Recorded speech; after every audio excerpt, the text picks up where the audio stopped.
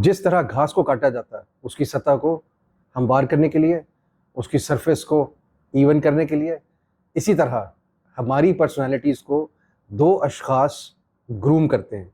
हमारी पर्सनालिटीज़ को दो अशख़ास उसमें निखार लेके आते हैं। वो कौन से दो अशख़ास हैं?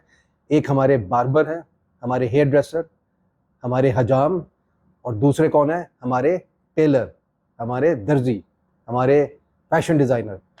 तो ये दो लोग हमारी ज़िंदगी में बहुत अहम रोल प्ले करते हैं हमारी शख्सियत को अट्रैक्टिव बनाने के लिए और उसको जाज़िबुन नज़र बनाने के लिए।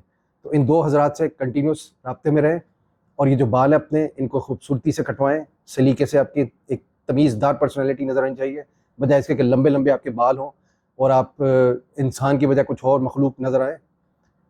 क्योंकि आपकी जो फर्स्ट चीज़ होती है, कहीं पे भी आप जाते हैं तो पहली चीज़ होती है आपकी नॉन वर्बल कम्युनिकेशन।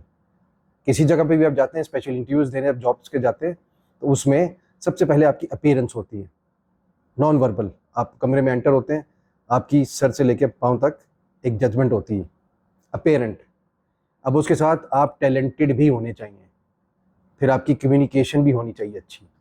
तो पहली चीज़ तो नॉन वर्बल कम्युनिकेशन है और दूसरी कम्युनिकेशन है। इसलिए अपने कपड़ों को सलीके से साफ़ सुथरे रखें। कोई ये ज़रूरी नहीं कि बहुत एक्सपेंसिव आपने कपड़े पहने, बहुत ब्रांडेड कपड़े पहने।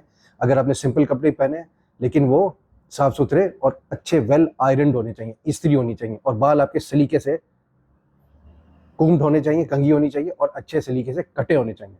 इसका ख़ास ख्याल रखिए।